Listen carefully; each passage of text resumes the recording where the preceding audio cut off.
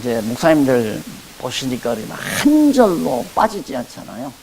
전부 성경 창세기 1장부터 마지막 장까지 한 절도 빠짐없이 전부 다 포함해서 그 의미를 정확하게 파악해서 해 놓았기 때문에 그래서 이제 의미 분석이라고 그렇게 말하는 겁니다. 의미 분석. 근데 그 의미 분석이 아니면 본래 신분이라는 말이 안 나와요. 여기도 낮은 신분이라는 말이 안 나오고 의미 분석을 하는 거예요. 의미를 왜 마가가 바로 6장부터 10장 45절까지 썼는가, 그 기록한 의미가 뭔가라는 뜻을 찾아내는 거죠.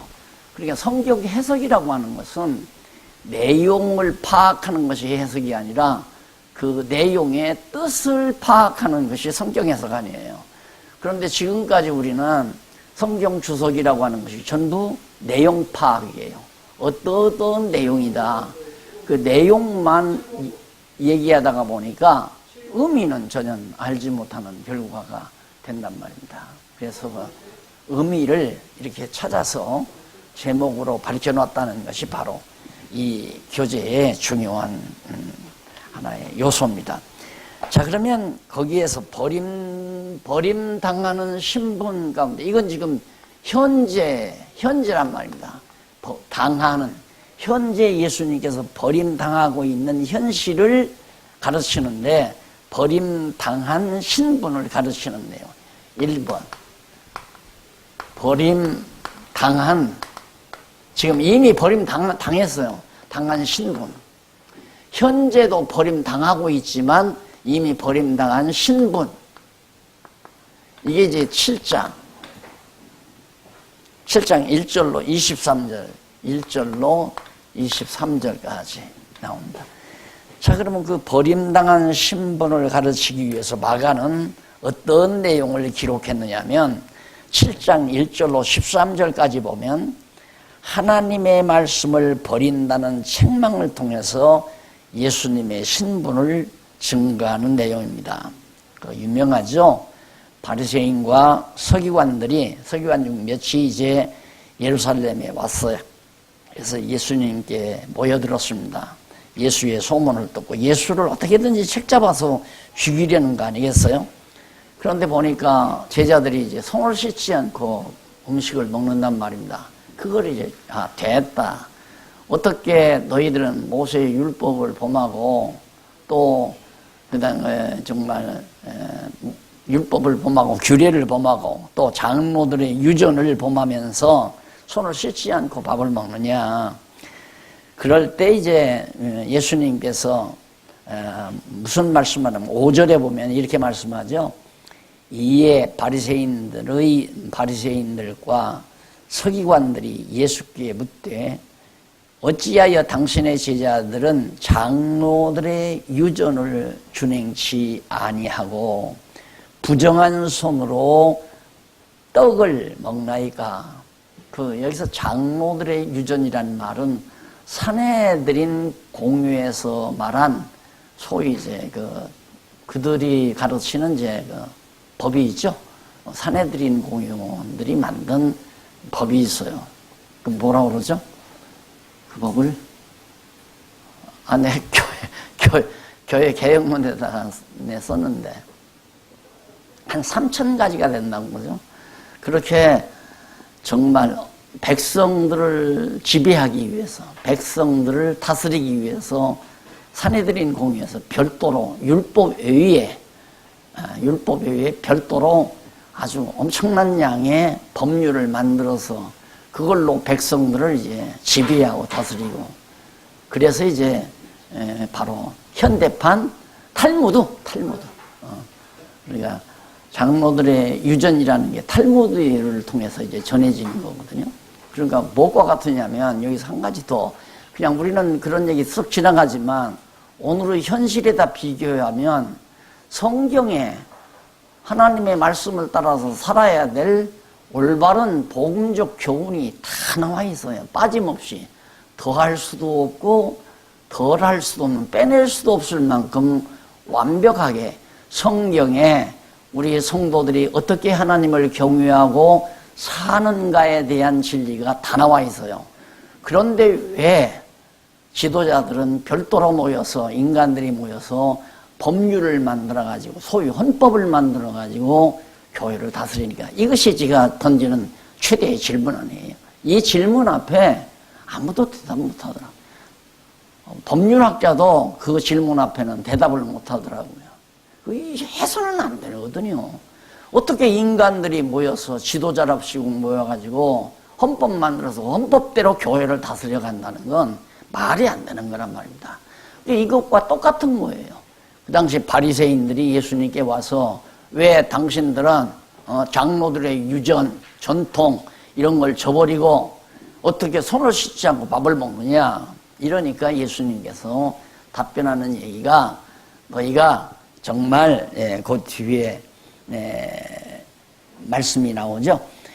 8절에 너희가 하나님의 계명은 버리고, 하나님의 계명이라는 말은 율법에 속한 것 아니에요. 하나님의 계명을 버리고 사람의 유전을 지키니라. 또 가라사대 너희가 너희 유전을 지키려고 하나님의 계명을 잘 버리는도다.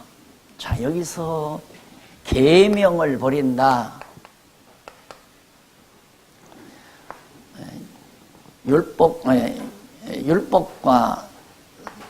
율법의 대강령이 무엇이냐 묻잖아요. 율법의 대강령이 무엇이냐면 오히려 하나님을 사랑하고 이웃을 내 몸과 같이 사랑하는 것이다. 그리고 예수님께서는 말씀하시기를 율법은 내게 대하여 증거한 것이다. 예수님께 대하여. 계명은 율법 중에 모법 아니에요. 계명을 버린다는 말은 계명이 증거한 예수 그리스도를 버린다는 얘기거든요. 그러니까 너희들은 어떻게 장로들의 유전은 받아들이면서 율법의 완성자로 오신, 성취자로 오신 나는 버리느냐. 하나님의 말씀이 육신이 되어 오신 예수 그리스도는 너희들이 왜 버리느냐. 그런 의미가 예수님의 말씀 속에는 배후에 쫙 담겨져 있단 말입니다. 그러니까 너희들이 왜 계명을 버리느냐. 그 말은 율법, 그리스도를 증거한 율법을 버리는 거죠. 즉 그리스도를 버리고 있지 않는, 버린다 그 말입니다. 왜 그리스도는 버리느냐. 이러면서 내 부모를 공경하라 하고 또 아비나 어미를 회방하는 자는 반드시 죽으리라 하였거늘. 자, 이렇게 율법에 분명히 계명에 부모 공경하고 아비나 어미를 거역하는 자는 죽이라고까지도 했는데, 너희들은 말하기를 어머니 아버지를 공경할 것을 하나님께 드렸다라고만 말하면 다 끝난다 이거예요.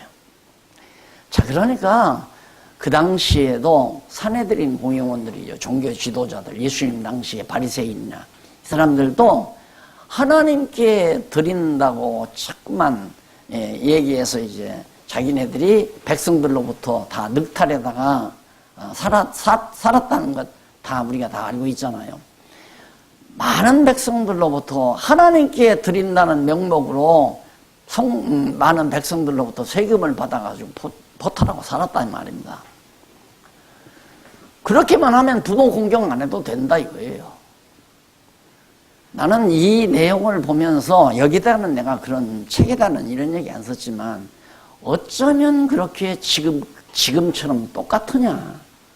현실과 너무너무 똑같다 이거예요. 전부 하나님께 바치라고 해놓고는 그거 하나님께 바쳤다고 말해놓고는 부모한테는 용돈 안 드려도 되고 부모는 모시지 않아도 되고 부모는 어디다가 다 수용소에다가 다 집어넣고라도 교회에다가 연보만 많이 하면 되는 것처럼, 그래서 가정교회가 다 망가져 버렸다 이거예요.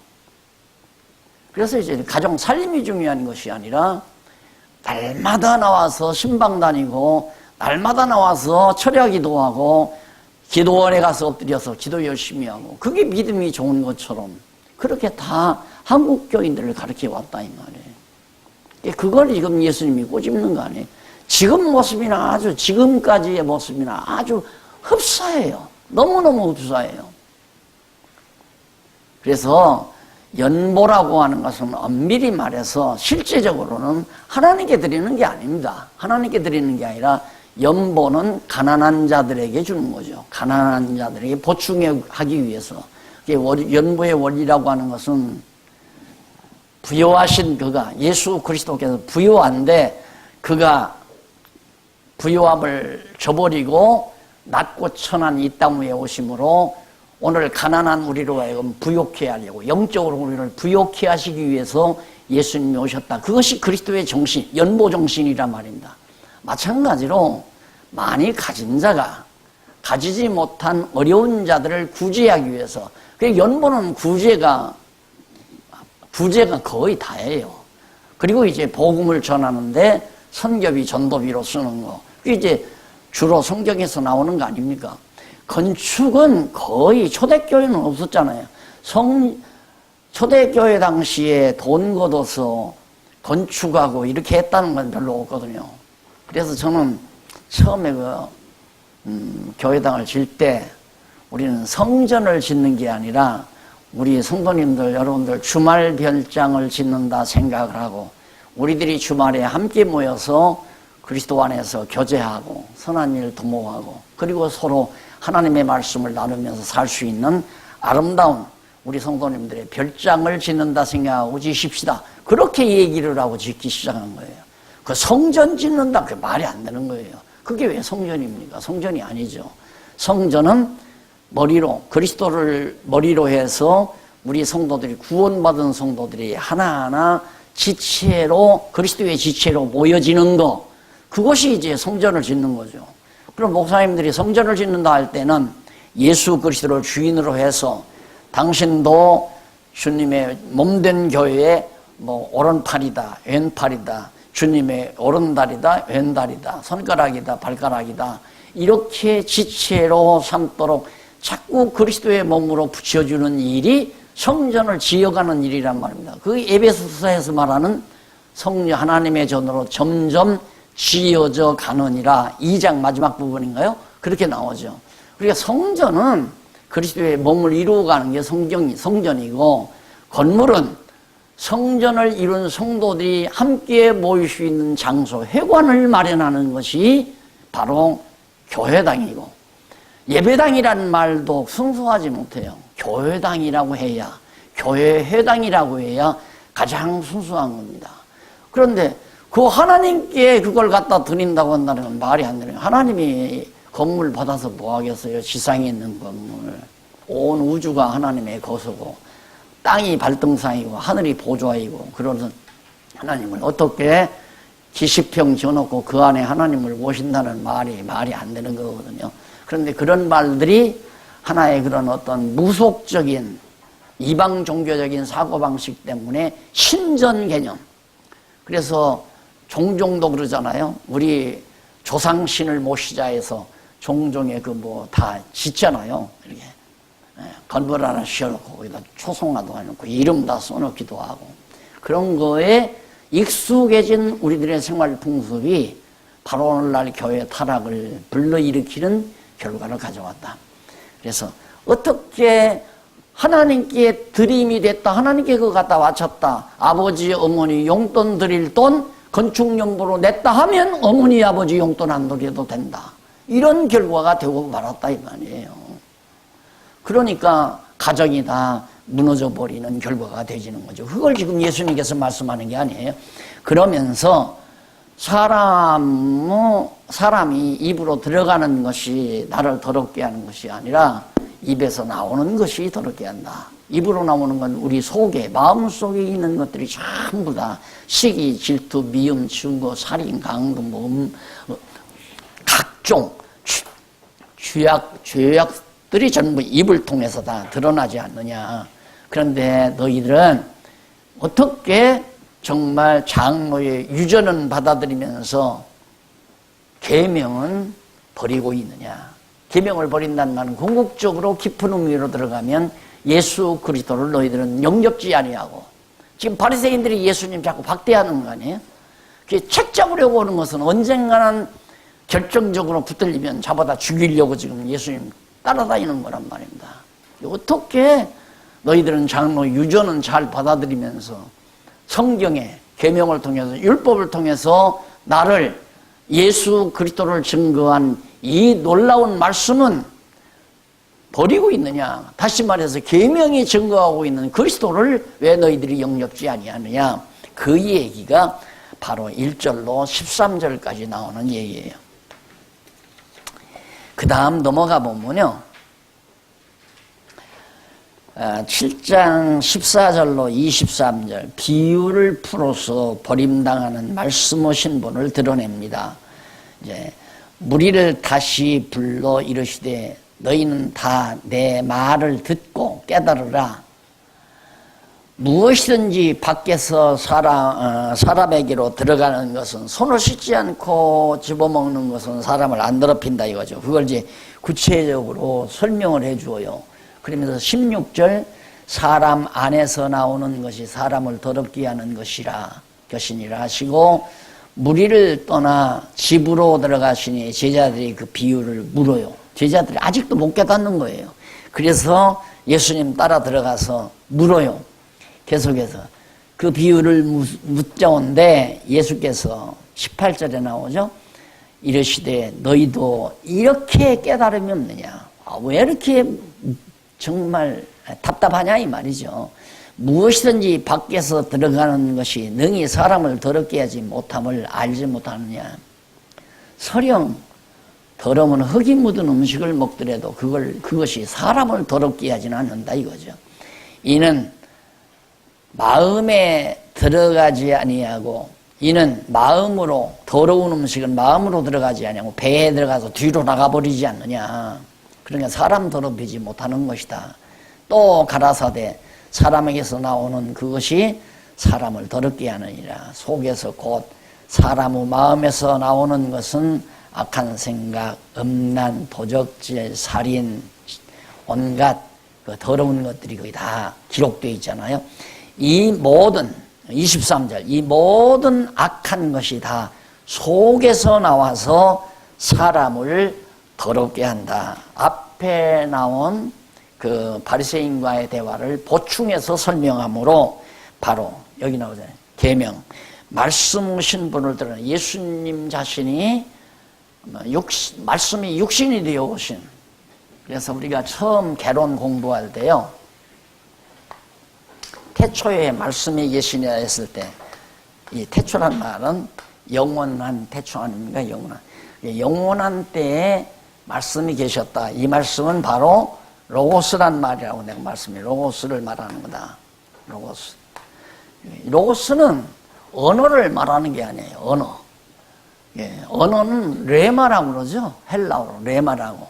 이 로고스는 한마디로 우리 순수한 말로 하면 뜻이라고 그렇게 번역하면 참 좋겠더라고요. 내가 볼 때 국어사전에는 그렇게 안 나와요.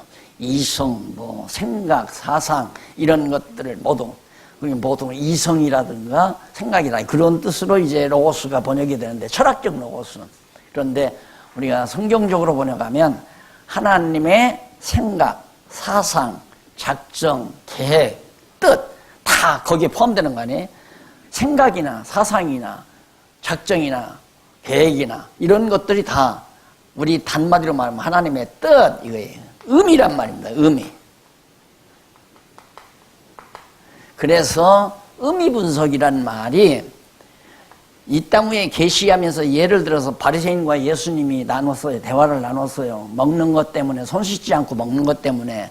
그래서 장로의 유전과 그 다음 계명에 관한 것, 하나님의 말씀에 관한 거죠. 그 말씀이란 계명이란 뭐냐? 하나님의 뜻을 풀어낸 거 아니에요. 하나님의 뜻이 드러나는 게 말씀이란 말입니다. 계명. 이게 로고스죠. 그러니까 예수님은 이 계명을 말할 때에는 오실 메시아를 증거하기 위해서 율법과 선지는 내게 대하여 증거한 것이다. 이 모든 계명이 그리스도에 관한 거란 말입니다. 결국은 예수님이 그리스도란 로고스란 얘기 아니에요. 그래서 요한복음 1장에 보면 태초에 말씀이 계시니라 로고스가 계시니라 이 말씀이 하나님과 함께 있었으니 곧 이 말씀이 곧 하나님이다. 이 말씀이 사람들의 빛이었다. 그 빛이 나타났지만 사람들이 영접지 않았다. 그러니까 로고스가 사람들의 빛인데 빛이 누구냐면 예수 그리스도가 세상에 빛으로 오셨지만 어두운 세상에 깨닫지 못했다. 요한복음에 나오잖아요. 그러니까 예수님이 로고스라는 얘기예요. 예수님 자신이 로고스가 말씀이 육신을 입고 이게 낮아진 거죠. 인간의 몸을 입고 이 세상에 오신 것, 그게 바로 버림당한 그리스도의 모습이라 이제 이해가 가시죠. 그래서 그런 깊은 의미를 바로 지금 앞부분에서 7장 앞부분에서 지금 설명한 것을 다시 예수님께서 제자들에게 설명해 주는 것이 바로 23절까지 나옵니다. 자, 그 다음에 이제 두 번째로는 요거요. 양쪽 가로 두 번째로는 표적으로 신분을 드러냅니다. 표적으로 버림당한 신분을 드러내는 거예요. 이게 버림당한 신분을 표적으로 드러내는 거거든요. 그러니까 표적으로 드러낸 신분을 드러낸다는 말은 버림당한 신분, 앞부분에 버림당한 신분이 있으니까 이 신분을 드러내고 있다 하는 얘기예요. 8장 26절까지 나오는 얘기입니다. 자, 그러면 7장 24절로 30절까지 넘어가서 7178페이지 어린 딸의 귀신 쫓는 표적으로 신분을 드러내어 증거하는 내용입니다. 예수께서 일어나서 거기서 떠나 두로 지방이면 저 서해안 가나안 땅 북쪽 서해안 지중해 연안 그쪽이 이제 두로죠. 이게 바로 북이스라엘이 망할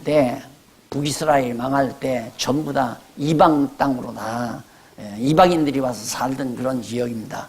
그러니까 두로 이 유대 땅 예루살렘 언저리로 돌아다니면 자꾸만 때가 되지 않았는데 바리새인들이 와서 트집 잡고 잡아 죽이려고 그러니까 예수님께서 두로 지방으로 이제 저 변두리 지역으로 가신 거예요. 가서 한 집에 들어가 아무도 모르게 하시려 하니 숨길 수 없더라. 그게 예수님은 유대 변방에서는 그리고 특히 예루살렘 변방에서는 위험스러우니까 저쪽 변방 이방 땅 두로 지방에 가서 어느 집에 은신하려고 들어가신 거예요. 갔는데 25절 이에 더러운 귀신 들린 어린 딸을 둔 한 여자가 예수의 소문을 듣고 왔어. 다 아시는 얘기죠. 내 딸 좀 고쳐주십시오 그 말이에요. 그러니까 예수님께서 하시는 말씀이 거기 이제 한번 조금 28절 보세요. 여자가 대답하여 가로되 27절 예수께서 이르시되 자녀로 먼저 배불리 먹게 할지니 자녀의 떡을 취하여 개들에게 던짐이 마땅치 아니라 이방 여자니까 이방 여자의 어린 딸을 데리고 왔는데 예수님은 아야 직언을 해요. 자녀의 떡을 개에게 주는 법이 없지 않느냐.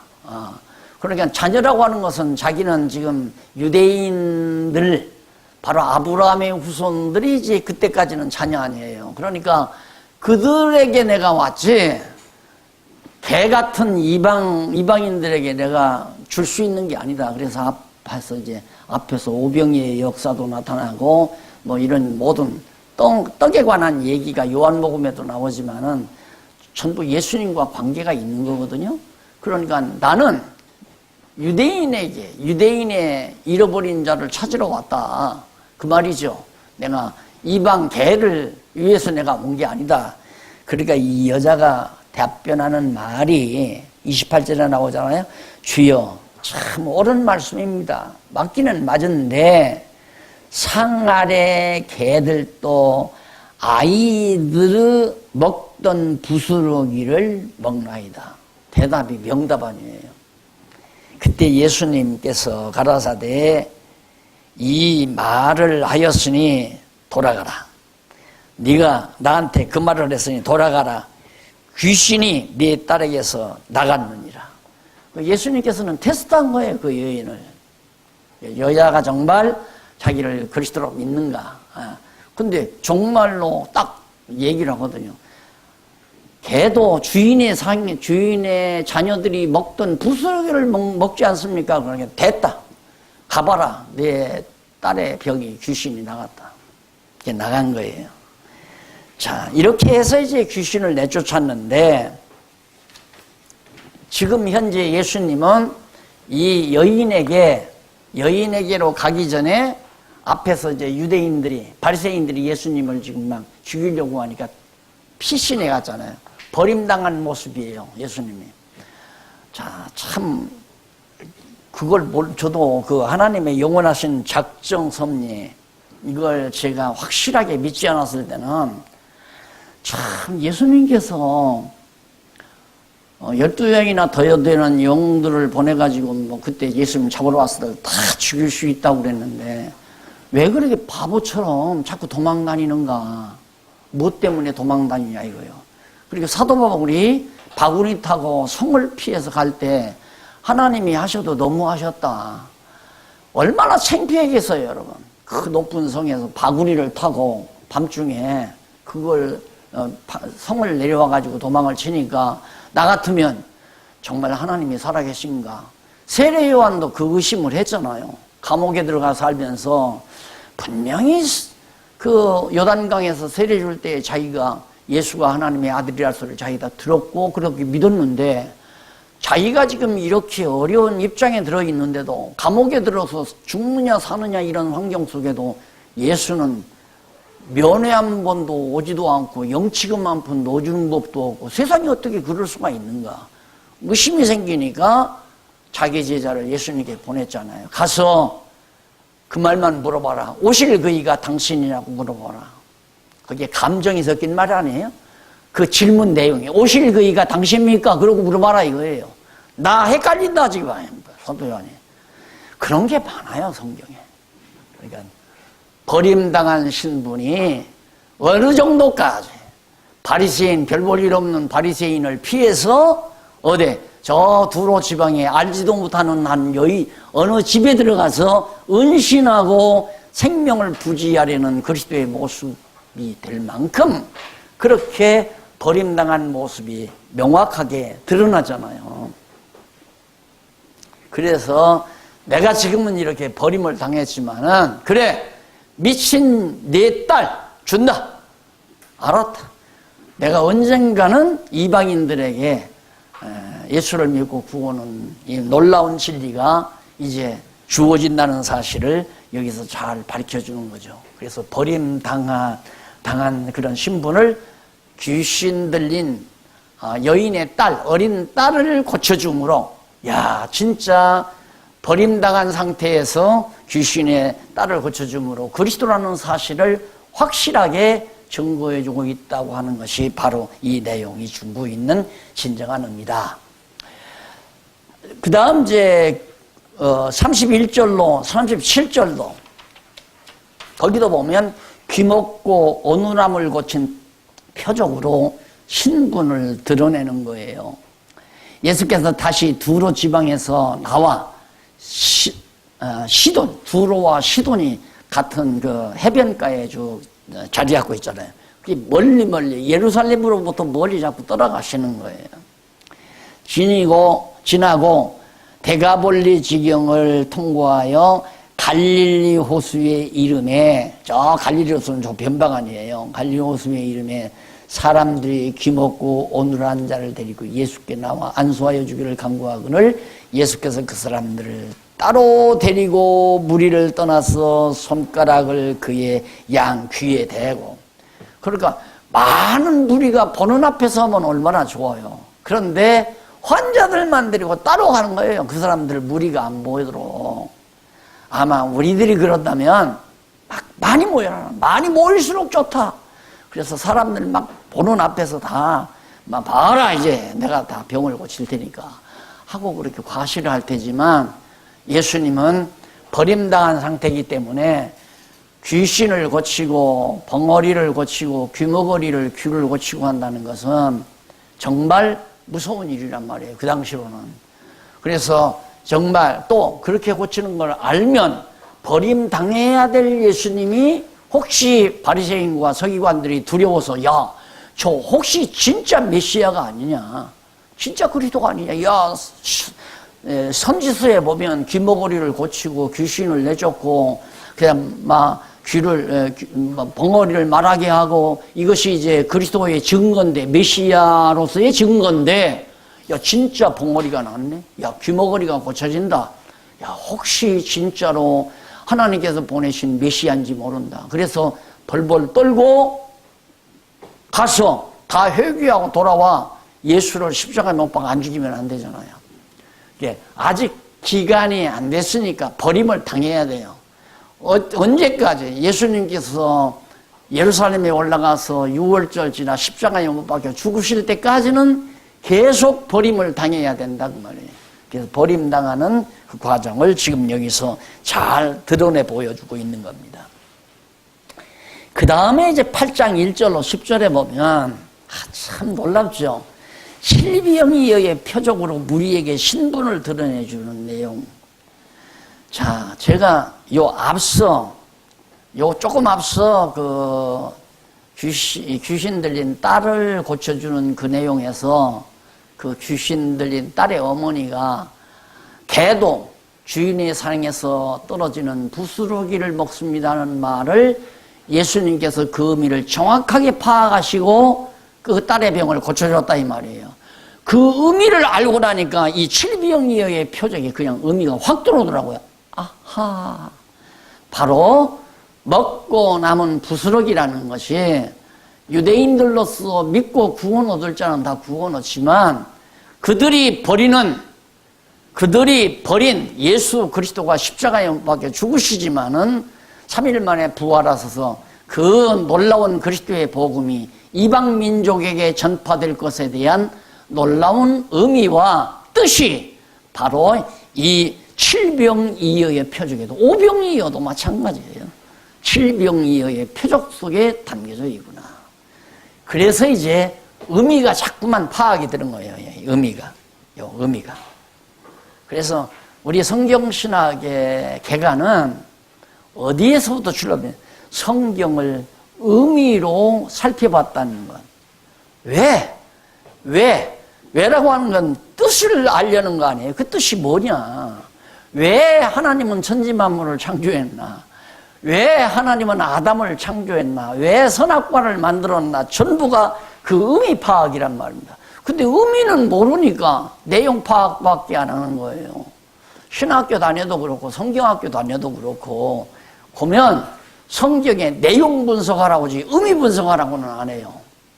그래서 어떤 주석도 보면 의미가 없어요. 의미는 없어요. 몰라요. 내용은 자세하게 이건 이렇고 저렇고 뭐 두로는 가나안 땅, 이스라엘 땅 북쪽 서해안 해변가에 몇 킬로 지점에 있다 이런 얘기 쭉 설명해서 그 내용은 잘 알려줘요. 근데 내용 가지고는 하나님의 뜻을 표현한 성경이란 말입니다. 성경이라는 게 하나님의 뜻을 담고 있는 내용이에요. 그러니까 그 내용 속에 하나님은 어떤 뜻을 드러냈는가를 찾아야 되잖아요. 그것이 의미 분석 성경 개론이다. 바로 여기서부터 성경 전체가 바르게 풀려나가는 놀라운 선물을 우리가 받아들이게 된 거예요. 의미 분석이라는 말 처음 들어봤잖아요. 그런데 요즘에 이것도 사람인지라 그럴 수 있죠. 시기나고 질투가 나는 거야. 내가 조금만 노력했으면 나도 이걸 누가 엊그저께도 그래. 나도 이거 한번 해보려고 성경을 이렇게 부분해서 여기서 주제를 다루고 이 뜻을 파악해 보려고 애를 썼는데 안 되더라는 거예요. 그런 얘기를 제가 들었는데 누구나 다 하고 싶죠. 다 하고 싶은데 그걸 못했으니까 이게 이제 다 드러나 보니까 다 드러나고 있으니까 이것도 인간적인 잘못된 마음 가지고는 시기 질투가 날 거 아니에요. 이게 이제 마귀가 주는 얘기거든요. 마귀가 시기 질투가 나. 그래서 이런 얘기는 처음에 이걸 딱 해나가니까 어떤 후배 목사가 공부하는 목사가 날 들어 사경위를 한번 하라고 그래요. 갔어요. 갔더니 목사님 저는요 목사님의 교재를 일단 안 보고 이제는 자기가 해본대요. 그런데 해보면 한 몇십 프로는 맞는다는 거예요. 그러니까 나도 할 수 있나 없나 그걸 한번 시험하기 위해서 1절 내 교재를 안 보고 자기 나름대로 한번 해본대요. 그래서 너도 시험에 걸리겠구나 그랬더니만 아니나 다를까 요즘 대전 쪽에서 내 책 전부 카피해가지고 카피가 아니라 그걸 이름만 바꿔가지고 신학교 세워가지고 그걸로 돈 잘 벌어먹고 산대요. 그러면서 자기 이 지인에게 그러더래요. 목회보다 훨씬 나아. 우리 목회보다 훨씬 낫다고. 신학교 세워서 하니까. 예. 그러니까 학생들이 한 번 오면 막 소문이 날 거 아니에요. 와. 예. 그래서 내가 배고프면 그냥 고발해서 표절로 집어넣어가지고 다 돈 좀 여러 권 했으니까 매도 끌어낼 수 있어요. 요즘도 뭐 그런 사람 하나 있더라고요. 또 성경적 기독교 표절해가지고 완전히 이름 빼고 자기 교회 이름 넣어가지고 책 자체를 그대로 복사해서 그냥 썼더라니까. 네. 왜? 목사님들이 보시더라도 난 내 자랑하려고 아니에요. 내 자랑하려고가 아니라 이 음이란 말이 너무 성경을 분명하게 볼 수 있도록 눈을 열어줬잖아요. 그래서 나는 이걸 박용기가 했다 누가 했다 그게 중요한 것이 아니라 이대로 이게 너무 분명하고 확실하면 그냥 이대로 함께 이것이 성경입니다 하고 같이 보급하고 이걸 전파하고 수호하는 이 일을 우리가 해나가는 것이 당연하지 않겠나 하는 생각을 늘 해보는 거예요. 그래서 지난번도 책 누가 그렇게 한 걸 중급품 갖다 줘서 딱 옆에서 이걸 목사님 고발합시다. 이거 표절로 고발합시다. 표절로 고발해서 서령 벌금을 몇 천만 원 받는다 하자. 그걸로 옷을 사 입겠냐, 차를 사서 탄들 내가 마음이 편하겠느냐, 밥을 먹은들 그거 소화가 잘 되겠느냐, 얼마나 가난하고 돈이 없으면 도둑질을 했겠느냐. 그러니까 이해하고 그냥 놔둬라. 그래도 경고는 한번 해줘야 돼. 이러면 안 된다는 걸 깨닫게 해줘야겠다는. 그건 모르겠다. 뭐 알아서 해라. 내가 그러고 말하는데 정말 이거 혼자 가지고 있으면 안 된다니까. 혼자 가지고 있으면. 어느 선배 목사님이 그래요. 제가 이런 작업을 했다니까. 목사님 걱정하지 마십시오. 하나님께서 그걸 발견하겠으면 반드시 하나님이 드러내십니다. 이거 목사님도 그렇게 믿으세요. 믿고 말고 저도 그렇게 믿고 있어요. 예. 드러나죠. 드러내요. 나는 혼자 가지려고 안 해요. 아니면 나 혼자 갖고 교주 노릇하죠. 이단 만들어가지고. 안 그러면 지금 내가 전부 추스려서 너도 나한테 와라, 너도 나한테 오고 내 소속되라, 내 편 되라. 다 그룹 만들어가고 처음에 점점 이렇게 만들어 해봤어요. 그래서 노예도 해보니까 말짱 도루묵 필요 없는 거예요. 아무 필요 없어요. 자기에게 이권이 안 돌아가면 다 배신하고 떠나버려. 필요 없는 거예요. 그래서 오직 진리를 위해서, 너도 진리를 위해서, 나도 진리를 위해서. 이것이 진리라면 진리대로만. 너무 분명하잖아요. 지금 이 칠비영리의 표적도 쓰레기로 버림받을 그리스도가 이방인들의 생명의 양식이 될 줄이야. 어떻게 알아요, 그걸? 그 엄청난 비밀을 칠비영리의 표적 속에 담고 있다, 이 말입니다. 그것이 8장 1절로 10절까지 들어가 있잖아요. 그 다음 보면 11절로 21절, 표적을 구하는 바리새인과 못 깨닫는 제자들을 책망하는 것. 표적 구하는 것. 그러니까 예수님께서 그 바리새인들이 하늘로서 온 표적 보여주기를 원한다. 그러니까 내가 너희에게 표적별 악하고 음란한 세대, 그러니까 바리새인들 악하고 음란한 놈들이다. 너놈들이나 표적을 구하지. 지금도 마찬가지예요. 자꾸 교인들은 뭘 기적 보이기를, 그게 기적 나타났다면 막 구름대처럼 보여요. 또 그러니까 부흥사도 막 기적 나타났다고 거짓말로 확보를 해요. 거짓말이라도 막 더 첨가해서 머리가 아프다고 해서 기도를 해줬더니 나았다고. 나을 수도 있지요. 기도해주면 머리 아픈 정도야. 그럼 머리가 아파서 뇌신경으로 쓰러질 직전인데 내가 한번 안수를 했더니만 뇌경색이 싹 나가지고 그냥 완전히 건강하게 지금 주의 일 잘하고 있다. 이런 식으로 말 몇 마디 붙이면 와, 저 양반 기적 능력 행하는구나 해서 과거가 다 그렇게 해서 다 목회도 되고 그렇게 된 거 아닙니까? 그거 아니라 이거예요. 사람들을 다 악하게 만들어요. 악화가 없는 세대가 표적을 구한다는, 기적을 구하고. 내가 너에게 보여줄 표적이 있다면 요나의 표적밖에 보여주고 없다. 그러면서 바로 이어서 무슨 말씀을 하느냐면 깨닫지 못하는 제자들에게, 자, 바리새인들에게 이어서 17절로 보세요. 예수께서 아시고 이르시되 너희가 어찌하여 떡이 없음을 의논하니 아직도 깨닫지 못하느냐. 제자들이 이제는 막 사람들이 막 자꾸 모여지고 그러니까 먹을 것 때문에 걱정하니까 아직도 깨닫지 못했느냐. 칠병의 역사 행했는데, 그래서 바로 떡 5개를 5,000명에게 떼어줄 때에 조각 몇 바구니를 거두었더냐. 가로되 12린이다. 19절에 나오죠. 또 7개를 4,000명에게 먹이고 몇 백원이더냐. 7광줄입니다. 12개 남았고 7광줄이가 남았습니다. 가라사대 아직도 깨닫지. 이게 무슨 뜻인지 아직도 못 깨닫느냐 이 말이죠. 예? 왜 먹을 것 걱정하느냐 이 말이에요. 내가 생명의 주로 하늘로서 생명의 만나로 지금 내가 와 있는 내가 여기 있는데 왜 너희들이 먹을 것 걱정하고 있느냐 이거죠. 이것이 바로 지금 본문에서는 8장 22절로 26절에서는 소경을 밝히 보게 한 표적으로 신분을 나타내요. 역시 마찬가지예요. 표적을 통해서 버림받은 신분, 이렇게 해서 바로 소경 고쳐주고 하는 내용이 나옵니다. 자, 이제 차 한 잔 또 드시고요.